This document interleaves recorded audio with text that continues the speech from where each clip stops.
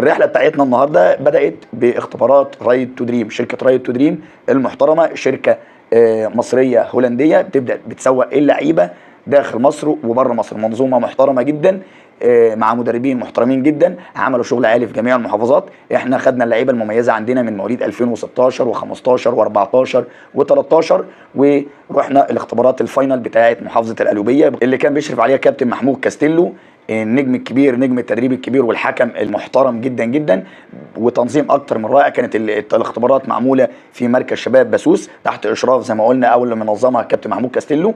دي الاختبارات الفاينل النهائيه بتاعت محافظه القليوبيه، المميزين في محافظه القليوبيه اللي رايد تو دريم هتبدا تاخدهم وترعاهم وتسوقهم بره مصر او جوه مصر. والاختبارات كانت مجانيه بدون ما اللاعب يدفع مليم، وكمان لو هم اختاروا اللاعب يختاروا اللعيبه المميزه بيصرفوا عليهم من الالف للياء، ما بيدفعوش مليم. وده هدفنا احنا كاكاديميه ديدو سبورت، ان احنا نروح للانديه اللي ما بتدفعش اللاعب فلوس.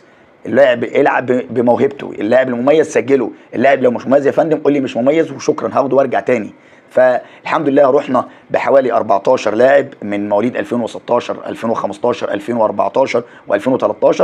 الحمد لله تم الاختيار، اختاروا من عندنا لاعب من مواليد 2015 لاعب امير محمد القطان، واختاروا من عندنا مواليد 2014 حارس المرمى احمد محمد مهدي، وكمان اختاروا اللاعب مروان عبد اللطيف لاعب مميز جدا. ومن 2013 للاسف لم يتم اختيار احد، وكمان في 2016 برضو لم يحالفهم الحظ، كنا واخدين 4 لعيبه ما تمش اختيار حد منهم.